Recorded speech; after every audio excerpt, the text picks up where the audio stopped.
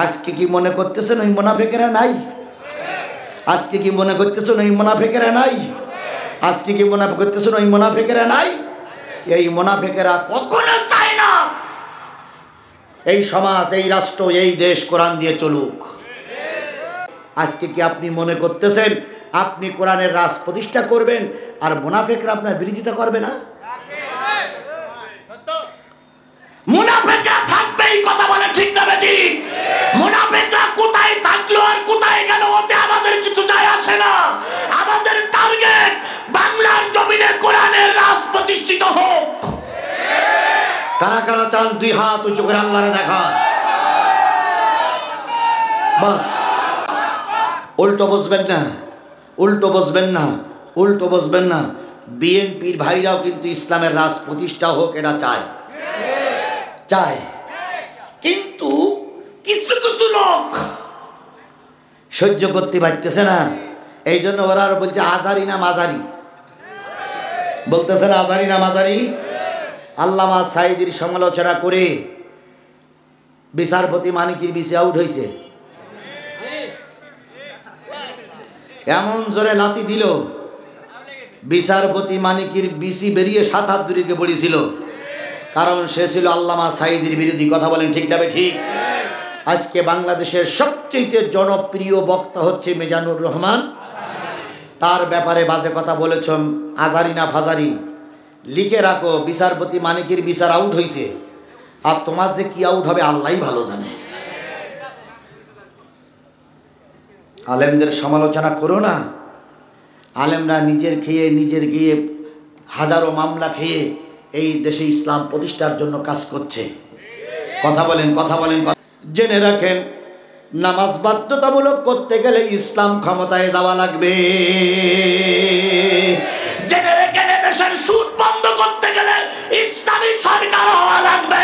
এদেশের ঘুষ বন্ধ করতে গেলে ইসলামী সরকার ছাড়া এদেশের সুদ ঘুষ বন্ধ করা সম্ভব নয়। ওয়াজ করে যদি বন্ধ করা যেত, 50 বছর ওয়াজ করতেছি এখনো জুতো চোর বন্ধ হয়নি। মসজিদে জুতো চুরি হয় না, হয় না? খালি ওয়াজ করে কি হয়েছে? বরং আরো জুতো চোর বেরিয়েছে। আজকের মাহফিলে মহিলা পুরুষের সাথে মহিলা বেশি। কালকে রাস্তায় দেখবেন পর্দার লোক বেশি না বেপর্দার লোক বেশি? তাহলে ওরা জানে না যে পর্দা করা ফরজ? জানে, তারপর মানে না, কারণ দেশে আইন নাই। যদি এই দেশে আইন করা যেত যে পর্দা করা ফরজ, বাধ্যতামূলক মুসলিম নারীদের শরীর ঢেকে চলতে হবে, অমুসলিম নারীদের বেলায় কোনো ফতোয়া নেই, তাহলে দেখতাম মুসলিম নারীরা তাদের সৌন্দর্য প্রকাশ না করে যে কোনো কায়দায় ঢেকে রাখতো। সুতরাং ভুল বুঝলি চলবে না। আপনি যতক্ষণ পর্যন্ত স্কুলের হেডমাস্টার না হবেন ততক্ষণ ছাত্রর গায়ে হাত দিতে পারবেন না। একটা ছেলে রাস্তায় বিড়ে খাচ্ছে, ছাত্র, আপনি সাধারণ লোক, ওর কিছু বলতে পারবেন? কেন বলতে পারবেন না? আপনার ওখানে আইন নাই, কোনো অধিকার নাই। আপনি যদি স্কুলের কেউ না, যে আপনি ছাত্রের গায়ে হাত দেন, স্কুলের কমিটি এসে বলবে এই আমার ছাত্র বিড়ে খাগার গাঁজা খাতা তোর কি? কিন্তু আপনি যদি ম্যানেজিং কমিটির সভাপতি হন আর যদি হেডমাস্টার হন, আপনি নেমে পর বলবেন এই তুই আমার স্কুলের ছাত্র না? জি। এখানে বিড়ে খাচ্ছিস কেন? মারলি কেউ কি প্রতিবাদ করতে পারবে? সুতরাং একটা জিনিস মনে করে রেখেন, ফতোয়া দেওয়ার চাইতে হুকুমটা সবচেয়ে বেশি বড়। যদি হুকুমে কোরআন যায়, আল্লাহর কসম সব লোক নামাজি হতে বাধ্য হবে। অনেক বক্তা সেই সময় মানুষে কোনো কথা বলতো না। কথা বলতে কি যে এখন রিস্ক নিয়ে কিছু বলা যাবে না। আবার এখন ময়দানে এসে তারা যে কায়দায় কথা বলে, মনে হয় ওরা সব রাজমিস্ত্রি আর আমরা হলাম জোগাড়ি। সেই সময় অনেক বিএনপি জামাতের নেতাদের ময়দানে পাওয়া যায়নি। চাকরি ঠিক রাখার জন্য ভিতরে ভিতরে লিয়াজো করেছিল, কর্ম ঠিক রাখার জন্য ভিতরে ভিতরে লিয়াজো করেছিল, ব্যবসা বাণিজ্য ঠিক রাখার জন্য লিয়াজো করেছিল। এখন পথ পরিবর্তন হয়েছে, একাই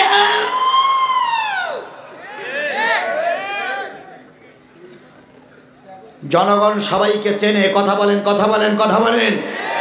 কোন বক্তা রিক্স নিয়ে ময়দানে কথা বলেছিল ওরা পাঁচ বিবির লোক জানে। কোন বক্তা জীবনের ঝুঁকি নিয়ে ময়দানে ছিল ওরা পাঁচ বিবির লোক জানে। কোন নেতা ওই বাঘের মুখে কথা বলে ময়দান কাঁপাইছিল অবশ্যই জনগণ জানে। নতুন করে বলার প্রয়োজন আসে না। গফুর ভাইয়ের ভূমিকাও জনগণ জানে, আবার জামাতের আমিরি ভূমিকাও জনগণ জানে। কে জানে না? জানে না, জানে না। এখন যদি আমির সাহেব যদি বলে আমি এই করেছি সেই করেছি, কিছু লোক বলবে কি করেছিলেন আমাদের জানা আছে। আবার গফুর ভাইও যদি বলে আমি এই করেছি সেই করেছি, যদি না করি থাকে কিছু লোক বলবে আপনি যে কোথায় ছিলেন তা আমরা ভালো করেই জানি। কথা বলেন, কথা বলেন, কথা বলেন। এই জন্য যে যা করেছে যদি নিয়ত ঠিক থাকে আল্লাহ দলের পরে লোকের পরে রহমত করুক। আর যদি নিয়তের ভিতরে খুলুসিয়াত না থাকে আল্লাহ যেন সব ব্যবস্থা তিনি করে দেন। কার অন্তরের ভিতরে কি আছে আমি জানি। হয়তো এখানে কিছু লোক মনে মনে দোয়া করতেছে আল্লাহ এত হুজুর মরে তাই এ হুজুরটা মরে না কেন। এরাম দোয়া যদি কেউ করে তাই বুঝতে পারবো যে কি দোয়া করতেছে। আবার কিছু লোক হয়তো মনে মনে ভাবতেছে আল্লাহ সব হুজুররা বেশি আছে, আও হুজুরটা বেশি থাক। আচ্ছা অন্তরের খবর কে জানে? আরো জোরে বলেন কে জানে? সুতরাং বাকবাকুম করে লাভ হবে না। যার সেই খবর মালিকের কাছে আছে। মালিকের কাছে নাই? মালিকের কাছে নাই? মালিকের কাছে নাই? বলুন তো 15.5 বছরে পুকুর দখল ছিল না ছিল না? দোকান দখল ছিল না ছিল না? জায়গা জমি দখল ছিল না ছিল না? এখন বুঝি নাই? এখনো আছে? করতেছ কারা? করতেছ কারা? নাম বলার দরকার নেই। করতেছে কারা? নিশ্চয়ই ফেরেশতা জিবরাইল আর আজরাইল নিচে নেমে আইছে। এসে ওরাই পুকুর দখল করতেছে, ওরাই দোকান দখল করতেছে, ওরাই চাঁদাবাজি করতেছে। তাহলে এক চাঁদাবাজি তাড়িয়ে যদি আর এক চাঁদাবাজি মাথা উঁচু করে তাহলে ও চাঁদাবাজি দাঁড়ানোর দরকার কি? বরং ওই চাঁদাবাজি আবার ফিরে আসুক। কথা বোঝেন না? আমার কথা বোঝেন না? আমার কথা বোঝেন না? গফুর ভাই দুঃখ করে বলতেছে যে আগের সময় মাহফিলে আমার আষ্টি দেওয়া হইতো না, আমার অর্থায় আষ্টি দেওয়া হইতো না। তাহলে গফুর ভাই এখানে থাকার পরও অস্তিত্ববিহীন ছিল। এখনো যদি তাই হয়, এখনো যদি আব্দুল গফুর মন্ডলের পালাই পালাই চলতে হয় তাহলে দেশ স্বাধীন হলে লাভটা হলো কি? এখনো যদি চাঁদাবাজি হয় তাহলে ওদের তারাই লাভটা হলো কি? এখনো যদি পুকুর দখল হয় তাহলে ওদের তারাই লাভ হইল কি? সে যেই করুক সে বাংলাদেশের পক্ষের লোক নয়। এই কাজগুলো যে করতেছে আগামীতে আমরা দেখে দেখে রাখতেছি, বেশি বেশি রাখতেছি। আগামী অন্ধকার ঘরে যেয়ে এমন সিল মারবো যে যারা করতেছে তারা যেন মাথা উঁচু করে দাঁড়াতে না পারে। আরে হচ্ছে, চুপ করেন, আমার বলতে দেন। আমি একবার পাগল না। পাগল হলে এই মানুষে কথা বলতে পারতাম না। কে কি করতেছেন, কে কি বলতেছেন সব তো আমি বুঝি। আমি একেবারে অবুঝ নয়। আর একটা জিনিস শুনে রাখবেন, টাকা দিয়ে অন্যান্য বক্তাদের কেনা যায়, জিহাদির কেনা যায় না। যদি মনে করেন যে আপনাদের যে টাকা দিচ্ছেন ফেরত দিতে হবে, সব টাকা ফেরত দিয়ে যাবো, তবে কথার ভিতরে কোনো ছাড়ছাড় চলবে না। সোজাসুজি কথা, ডাইরেক্ট কথা। বাঁচব যদি বাঁচি একদিনই বাঁচবো আগের মতো নয়। লক্ষ বছর মোনাফেক হয়ে গেছে, কোনো লাভ নাই। যে ময়দানে বাধা সৃষ্টি হয় সেই ময়দানে জিহাদির বেগ থাকে, এটা আপনারা ভালোই জানেন। যেখানে বাধা হবে সেখানে আমার ভিড় করবেন। আওয়ামী লীগের সময় হাজারো মাহফিল বন্ধ হয়েছে, আমি কমিটির বলতাম যে শুধু আমার মঞ্চে তুলে দাও। মঞ্চে তোলার দায়িত্ব তোমাদের, আর মঞ্চ দখল করে নেমে আসার দায়িত্ব আমার। কি বলিনি বলিনি বলিনি? এর ভিতরে সে লোক নাই। তাহলে যেখানে পুলিশ লীগ, আওয়ামী লীগ, ছাত্রলীগ, যুবলীগ, পাইকানা লীগ, পেশাব লীগ, সব লীগ আমার দখল করে কথা বন্ধ করতে পারেনি। আর আজকে সব এখন আবার সামনের লোক সব জিহাদির সাপোর্টে। কথা বলেন ঠিক না বেঠিক? পিছনের লোক সব জিহাদির সাপোর্টে। গফুর ভাই আমার পুরানো বন্ধু, জেলা জামাতের আমির আমার ভাই।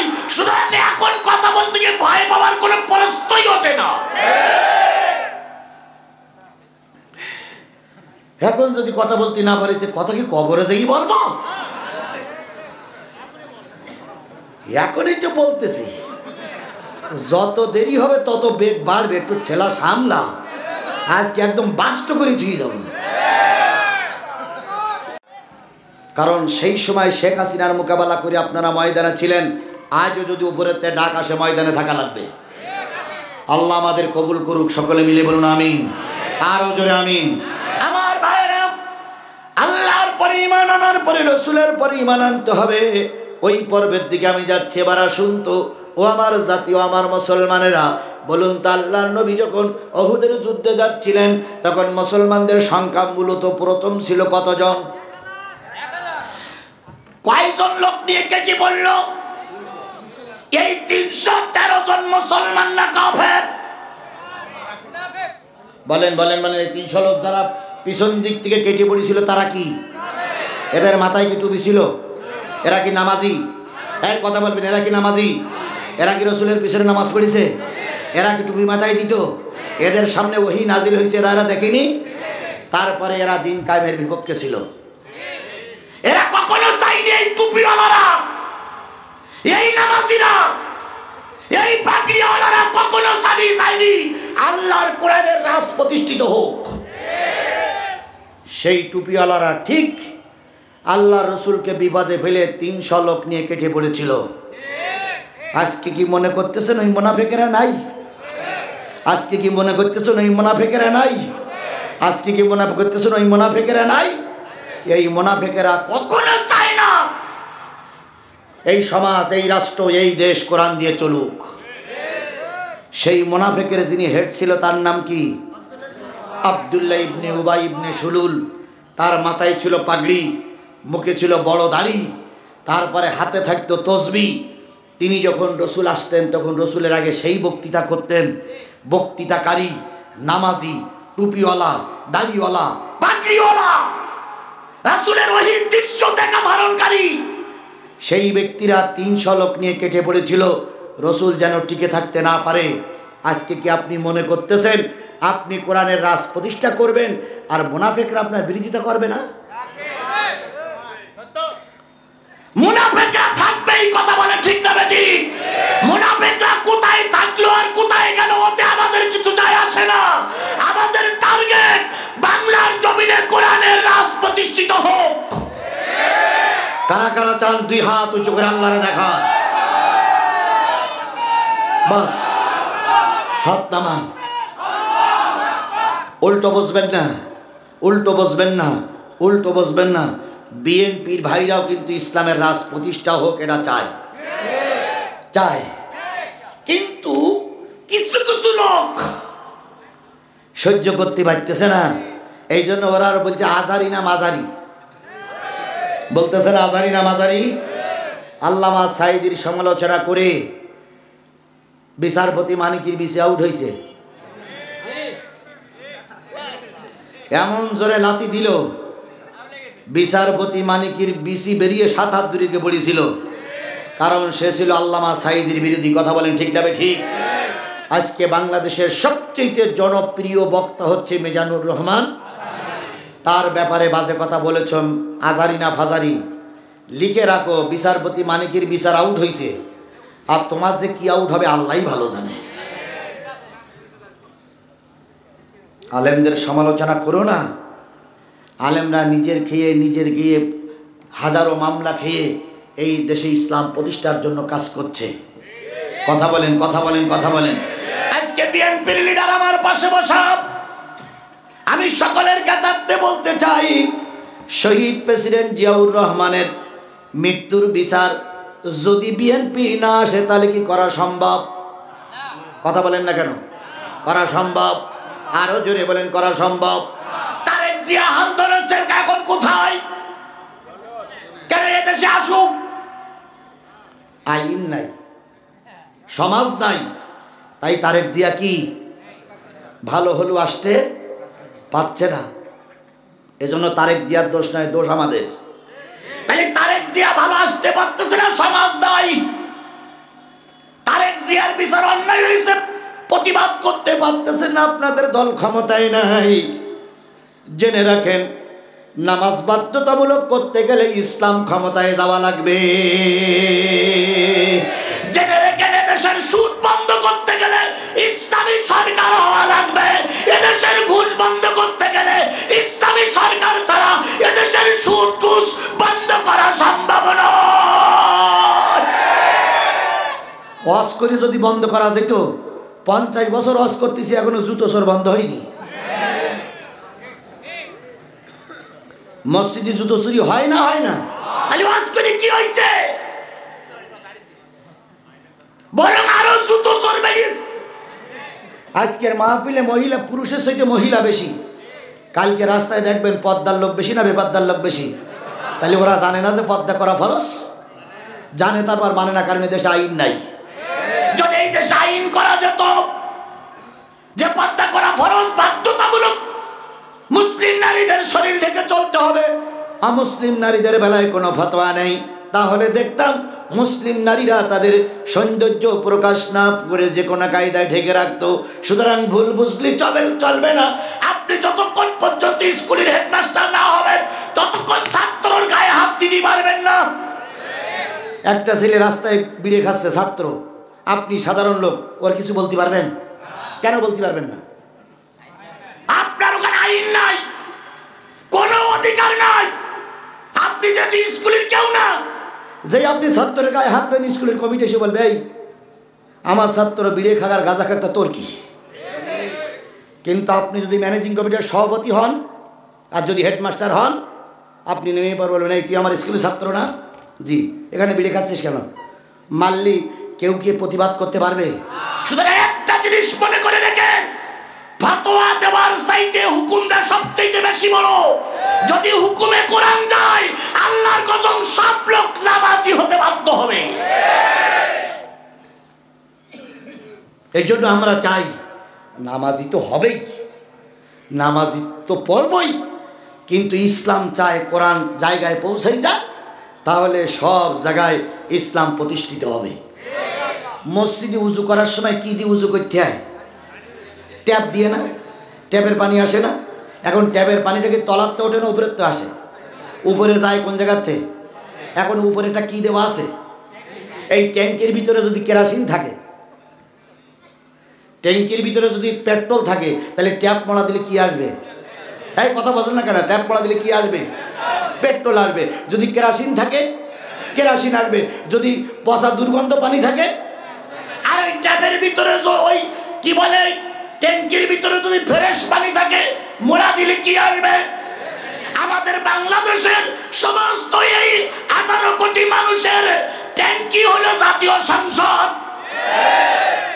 এই জাতীয় সংসদের যদি কোরআন থাকে, বাংলাদেশের 3.5 বাংলাদেশের 300 এমপি, এই 300 এমপি যদি কোরআনের রঙে রঙিন হয়, গোটা দেশে ট্যাপ মোড়া দিলে কোরআনের কথা বলবে।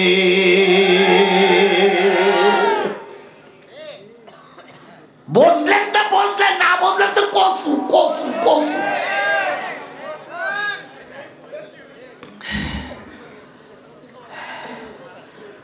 আমার ভাইয়েরা, তাহলে নবীর পিছন দিক থেকে কেটে বললেন কয়শো?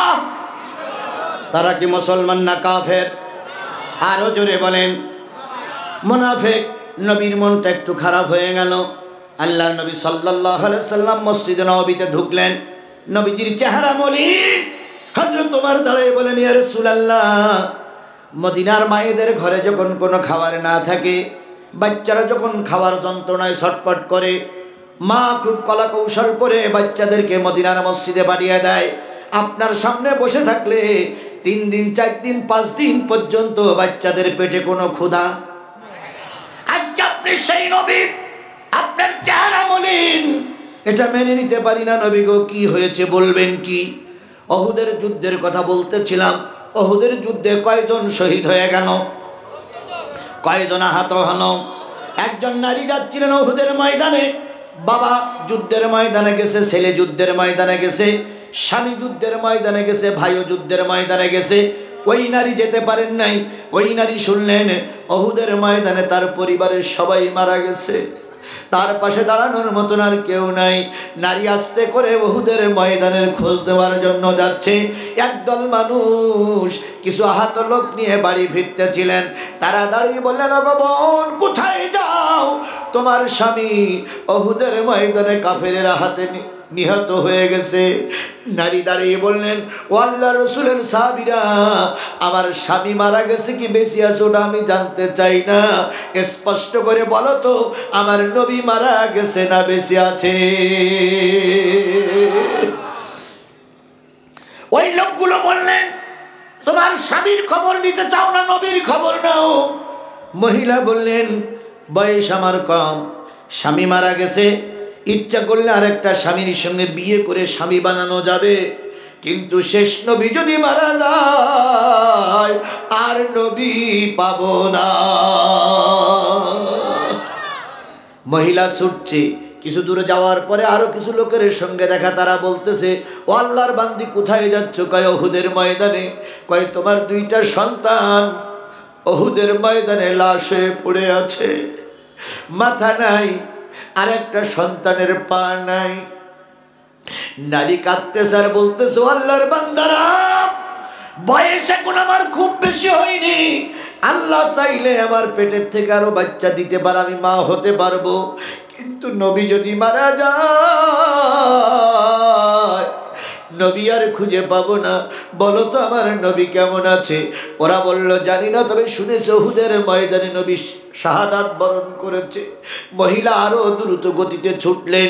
কিছু দূর যাওয়ার পর আর একদল বলতেছে, গো বোন, কোথায় যাও?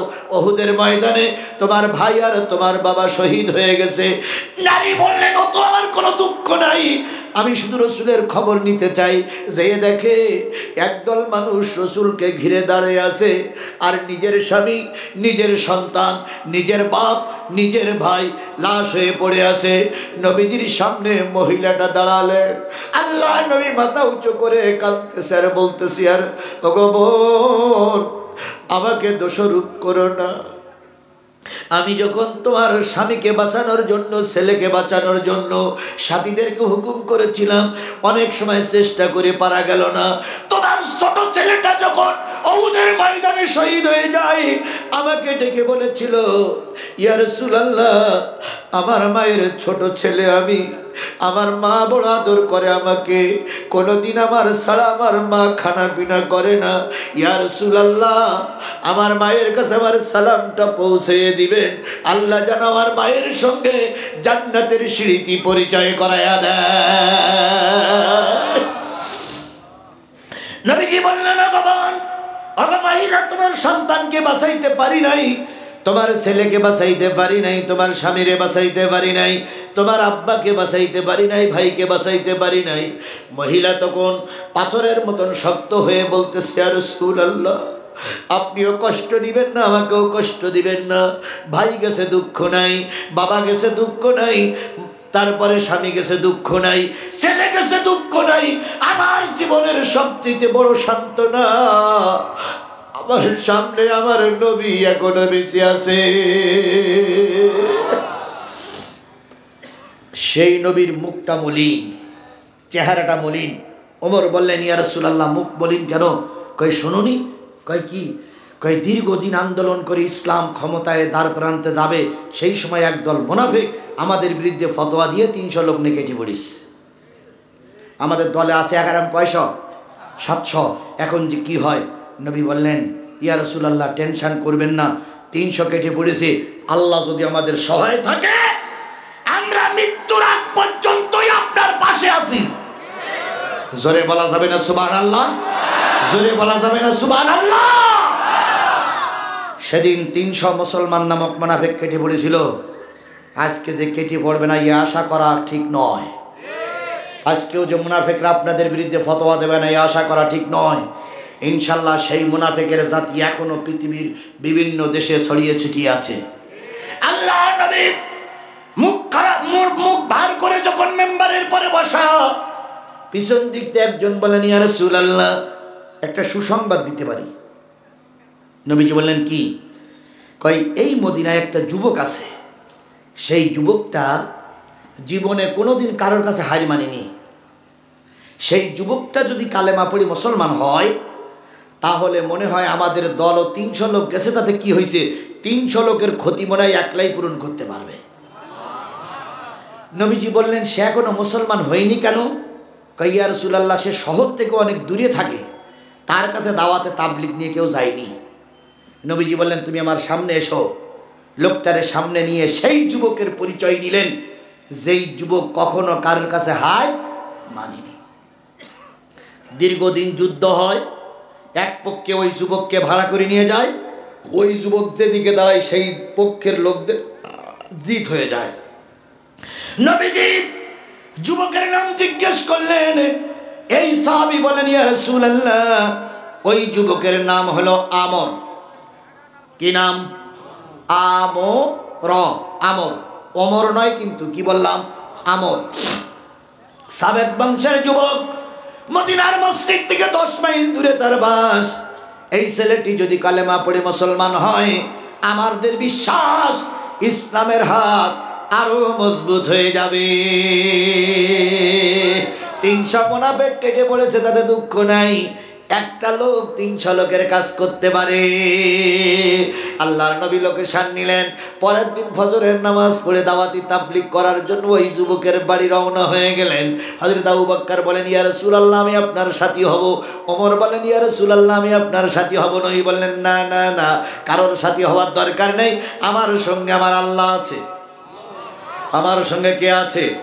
আরো জোরে বলেন, আমাদের সঙ্গে কে আছে?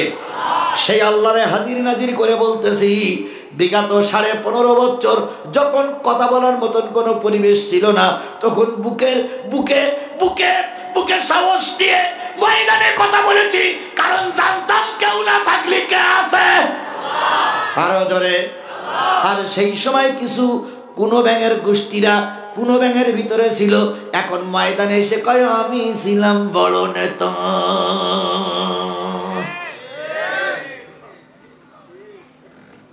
অনেক বক্তা সেই সময় মানুষে কোনো কথা বলতো না। কথা বলতে কি যে এখন রিস্ক নিয়ে কিছু বলা যাবে না। আবার এখন ময়দানে এসে তারা যে কায়দায় কথা বলে, মনে হয় ওরা সব রাজমিস্ত্রি আর আমরা হলাম জোগাড়ি। সেই সময় অনেক বিএনপি জামাতের নেতাদের ময়দানে পাওয়া যায়নি। চাকরি ঠিক রাখার জন্য ভিতরে ভিতরে লিয়াজ করেছিল, কর্ম ঠিক রাখার জন্য ভিতরে ভিতরে লিয়াজ করেছিল, ব্যবসা বাণিজ্য ঠিক রাখার জন্য লিয়াজ করেছিল। এখন পথ পরিবর্তন হয়েছে, একাই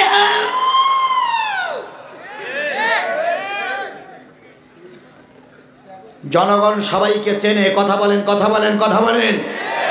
কোন বক্তা রিস্ক নিয়ে ময়দানে কথা বলেছিল ওরা 5 বিবির লোক জানে। কোন বক্তা জীবনের ঝুঁকি নিয়ে ময়দানে ছিল না 5 বিবির লোক জানে। কোন নেতা ওই বাঘের মুখে কথা বলে ময়দান কাঁপাইছিল অবশ্যই জনগণ জানে। নতুন করে বলার প্রয়োজন আসে না। গফুর ভাইয়ের ভূমিকাও জনগণ জানে, আবার জামাতের আমিরি ভূমিকাও জনগণ জানে। কে জানে না? জানে না, জানে না। এখন যদি আমির সাহেব যদি বলে আমি এই করেছি সেই করেছি, কিছু লোক বলবে কি করেছিলেন আমাদের জানা আছে। আবার গফুর ভাইও যদি বলে আমি এই করেছি সেই করেছি, যদি না করি থাকে কিছু লোক বলবে আপনি যে কোথায় ছিলেন তা আমরা ভালো করেই জানি। কথা বলেন, কথা বলেন, কথা বলেন। এই জন্য যে যা করেছে যদি নিয়ত ঠিক থাকে, আল্লাহ দলের পরে লোকের পরে রহমত করুক। আর যদি নিয়তের ভিতরে খুলুসিয়াত না থাকে, আল্লাহ যেন সব ব্যবস্থা তিনি করে দেন। কার অন্তরের ভিতরে কি আছে আমি জানি। হয়তো এখানে কিছু লোক মনে মনে দোয়া করতেছে, আল্লাহ এত হুজুর মরে তাই হুজুরটা মরে না কেন। এরাম দোয়া যদি কেউ করে তাই বুঝতে পারবো যে কি দোয়া করতেছে। আবার কিছু লোক হয়তো মনে মনে ভাবতেছে আল্লাহ সব হুজুররা বসে আছে, হুজুরটা বেশি থাক। আচ্ছা, অন্তরের খবর কে জানে? আরো জোরে বলেন, কে জানে? সুতরাং বাকবাকুম করে লাভ হবে না। যার সেই খবর মালিকের কাছে আছে। মালিকের কাছে নাই? মালিকের কাছে নাই? মালিকের কাছে নাই? বলুন তো, 15.5 বছরে পুকুর দখল ছিল না ছিল না? দোকান দখল ছিল না ছিল না? জায়গা জমি দখল ছিল না ছিল না? এখন বুঝি নাই, এখনো আছে। করতেছ কারা? করতেছ কারা? নাম বলা করতেছে কারা? নিশ্চয়ই ফেরেশতা জিবরাইল আর আজরাইল নিচে নেমে আইছে, এসে ওরাই পুকুর দখল করতেছে, ওরাই দোকান দখল করতেছে, ওরাই চাঁদাবাজি করতেছে। তাহলে এক চাঁদাবাজির তাড়িয়ে যদি আর এক চাঁদাবাজি মাথা উঁচু করে, তাহলে ও চাঁদাবাজি দাঁড়ানোর দরকার কি? বরং ওই চাঁদাবাজি আবার ফিরে আসুক। কথা বোঝেন না? আমার কথা বোঝেন না? আমার কথা বোঝেন না? গফুর ভাই দুঃখ করে বলতেছে যে আগের সময় মাহফিলে আমার আষ্টি দেওয়া হইতো না, আমার অর্থায় আষ্টি দেওয়া হইতো না। তাহলে গফুর ভাই এখানে থাকার পরও অস্তিত্ববিহীন ছিল। এখনো যদি তাই হয়, এখনো যদি আব্দুল গফুর মন্ডলের পালাই পালাই চলতে হয়, তাহলে দেশ স্বাধীন হলে লাভটা হলো কি? এখনো যদি চাঁদাবাজি হয়, তাহলে ওদের তারাই লাভটা হলো কি? এখনো যদি পুকুর দখল হয়, তাহলে ওদের তারাই লাভ হইল কি? সে যেই করুক, সে বাংলাদেশের পক্ষের লোক নয়। এই কাজগুলো যে করতেছে, আগামীতে আমরা দেখে দেখে রাখতেছি, বেশি বেশি রাখতেছি। আগামী অন্ধকার ঘরে যেয়ে এমন সিল মারবো যে যারা করতেছে তারা যেন মাথা উঁচু করে দাঁড়াতে না পারে। আরে হচ্ছে, চুপ করেন, আমার বলতে দেন। আমি একবার পাগল না, পাগল হলে এই মানুষে কথা বলতে পারতাম না। কে কি করতেছেন, কে কি বলতেছেন, সব তো আমি বুঝি। আমি একেবারে অবুঝ নয়। আর একটা জিনিস শুনে রাখবেন, টাকা দিয়ে অন্যান্য বক্তাদের কেনা যায়, জিহাদির কেনা যায় না। যদি মনে করেন যে আপনাদের যে টাকা দিচ্ছেন ফেরত দিতে হবে, সব টাকা ফেরত দিয়ে যাবো, তবে কথার ভিতরে কোনো ছাড়ছাড় চলবে না। সোজাসুজি কথা, ডাইরেক্ট কথা। বাঁচব যদি বাঁচি, একদিনই বাঁচবো আগের মতো নয়। লক্ষ বছর মোনাফেক হয়ে গেছে, কোনো লাভ নাই। যে ময়দানে বাধা সৃষ্টি হয় সেই ময়দানে জিহাদির বেগ থাকে, এটা আপনারা ভালোই জানেন। যেখানে বাধা হবে সেখানে আমার ভিড় করবেন। আওয়ামী লীগের সময় হাজারো মাহফিল বন্ধ হয়েছে, আমি কমিটির বলতাম যে শুধু আমার মঞ্চে তুলে দাও, মঞ্চে তোলার দায়িত্ব তোমাদের, আর মঞ্চ দখল করে নেমে আসার দায়িত্ব আমার। কি বলিনি বলিনি বলিনি, এর ভিতরে সে লোক নাই। তাহলে যেখানে পুলিশ লীগ, আওয়ামী লীগ, ছাত্রলীগ, যুবলীগ, পাইকানা লীগ, পেশাব লীগ, সব লীগ আমার দখল করে কথা বন্ধ করতে পারেনি। আর আজকে সব এখন আবার সামনের লোক সব জিহাদির সাপোর্টে। কথা বলে ঠিক না বেঠিক? পিছনের লোক সব জিহাদির সাপোর্টে। গফুর ভাই আমার পুরানো বন্ধু, জেলা জামাতের আমির আমার ভাই। সুতরাং এখন কথা বলতে গিয়ে ভয় পাওয়ার কোনো প্রশ্নই ওঠে না। এখন যদি কথা বলতে না পারি, কথা কি কবরে যাই বলবো? এখনই তো বলতেছি, যত দেরি হবে তত বেগ বাড়বে। একটু ছেলা সামলা, আজকে একদম বাস্ট করে ধুয়ে যাবো।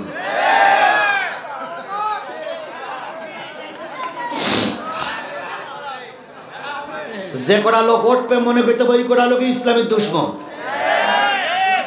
মুরব্বি মুরব্বি, আল্লাহ, এরকম নেতারা পাশে বসে থাকলে একটু আগ্রহ বাড়ে যে নেতারা আছে, নেতার কর্মী বাহিনী আছে, আর আল্লাহ আছে। আল্লাহ সবাইকে হেফাজত করুক, সবাইকে বোঝার তৌফিক দান করুক। বারে বারে বলি, বুঝলে তো বুঝলে, না বুঝলে তো কসু কসু কসু।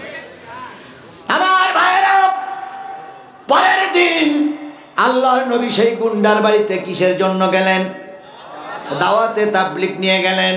10 মাইল পথ হেঁটে হেঁটে যাওয়ার পর একটা জীর্ণ শীর্ণ বাড়ি, খুব কারুকার্য খাসিত, কারণ গুন্ডা মানুষ বহুত টাকা পায়। যেয়ে দেখে গুন্ডা ঘরে শুয়ে আছে, আর গুন্ডার সম্মানিতা মা বারান্দায় বসে বসে কি যেন কাজ করতেছে।